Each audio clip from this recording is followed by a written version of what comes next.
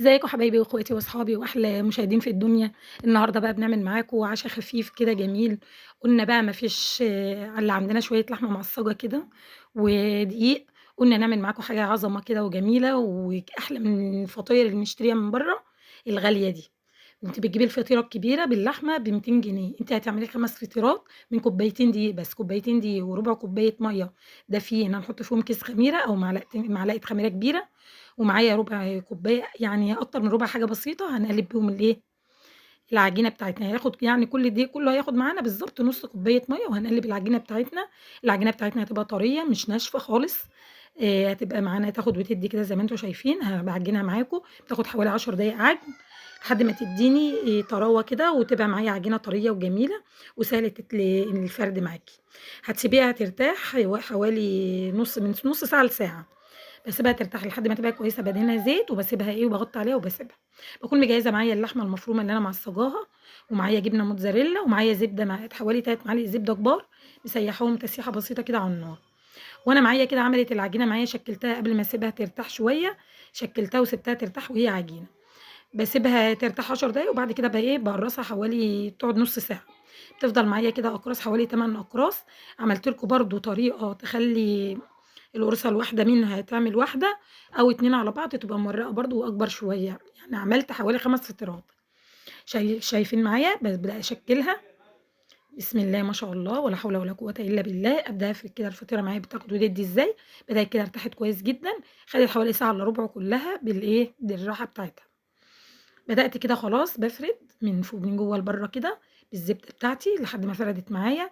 ولو اتقطعت معاكِ ما فيش أي مشكلة خالص، بتكمّلي برضه وبتدهنيها زبدة. عايزة تدهنيها سمنة عادي ما فيش مشكلة. بابدأ كده بالسكينة أو بالقطّاعة، عايزة تقطّعيها وتلفّيها، يا إمّا بتلفّيها كده زي الظرف كده. وبابدأ أسيب دي هاحطها في فطيرة تانية، دي اللي عملتهم 2 مع بعض. بدأت أفرد التانية اللي هاحطها فيها بالشكل ده.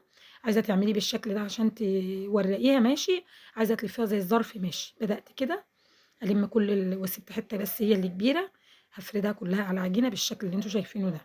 هابدأ بقى أسيب دي ترتاح برضه وأجهّزها في صينية لحد ما ييجي أكون عملت كل الفطيرات تكون ارتاحت معايا، بتاخد حوالي ربع ساعة. بدأت كده يعني حشيت بالشكل ده. شايفين الفطيرة بتاعتي والموتزاريلا بتاعتي عايزة تحشي طبعًا أنا ما حشيتش طماطم ولا أي حاجة تانية عشان ما تطلعش منها وتبقى شكلها مش حلو.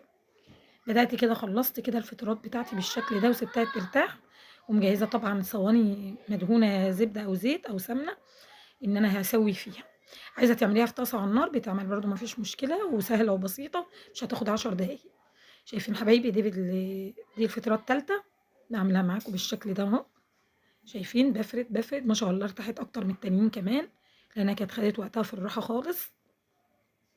بدأت كده شايفين حبايبي شكلها، عايزة تقطّعيها زي مثلثات كده ماشي، عايزة تعمليها وتلفّيها زي الظرف ماشي، أي تقطيعة عندِك هتنفع معاكِ. عايزة تعمليها مربّع وتقطّعيها برضه على الشكل ده ماشي. شايفين حبايبي؟ أسيب بس جزء هو اللي كبير اللي هالِف معاه الفطيرة بتاعتي، عشان تلِف من تحت ومن فوق. شايفين حبايبي؟ هابدأ أحشي، دي عملتها فردة واحدة بس، فطيرة واحدة، عشان كده هُم عملوا كلّهم ال8 عملوا معايا 5. بدأت كده أحُط بقى الحشو بتاعي وأقفل عليه بالشكل ده.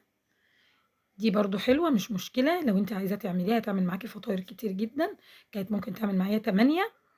أنا حبيت أورّيكم اللي هي اتنينات مع بعض، وحبيت أورّيكم اللي هي واحدة لوحدها. باسيبها ترتاح طبعًا ودهنة الصينية، وأبدأ أعمل برضه ال5 معاكم بالشكل ده، لحد ما كل الفطاير بتاعتي تبقى جاهزة معايا. شايفين حبايبي الفطيرة ما شاء الله ولا حول ولا قوة إلا بالله. بدأت كده حشيت كل فطيري ما شاء الله بيبقى إزاي، عشان دليل إن هو معمول بطريقة كويسة جدًا. شايفين حبايبي شكله مورق وجميل وفرد طريقة سهلة للفرد وبمنتهى السهولة، وفي وقت قليل جدًا هتعملي أحلى عشا وأحلى فطير لأولادِك ما شاء الله. بتجيبي طبعًا الفطير ده مكلف من برّه وبيبقى غالي جدًا وباظظ الثمن. أنتِ هتعمليه في بيتِك بأقل حاجة بدقيق ومَيّة بس وهتعمليه وأي حشو عندِك، ممكن تحشيها جبن بس أي حاجة عندِك. لو عجبكم الفيديو بقى ما تبخلوش عليَّ بقى باللايك والشير والاشتراك الحلو، وحاولوا كده تتفاعلوا مع قناتي عشان أعمل لكم حاجات كتيرة هتعجبكم وتفيدكم.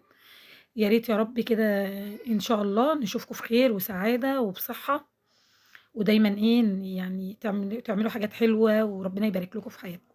شايفين حبايبي دي اللي أنا حطيتها في واحدة تانية. بدأت كده بقى في يبقى شايفين ما شاء الله الأبابان بتاعها واخدة هوا جميل. أبدأ بقى في صينية كده أنا عاملة كلّهم في الاتنين في صينية وفي واحدة في صينية وفي 3 في صينية زي ما أنتم شايفين، ما شاء الله. أبّات معايا ارتاحت كويس جدًا على ما كنت شغّلت الفرن وقعد بتاع ربع ساعة، كانت ارتاحت راحة 100، 100. هابدأ بقى أدخّلها على درجة حرارة 190 كده، وهتبدأ بالشكل ده ما شاء الله. باشغّل الشواية عليها في آخر دقيقتين أو آخر 3 دقايق كده بتدّيني لون حلو برضه. شايفين حبايبي؟ أبدأ أقطّعها بس سخنة جامد عليّا. شايفين حبايبي بتبقى حاجة ما شاء الله.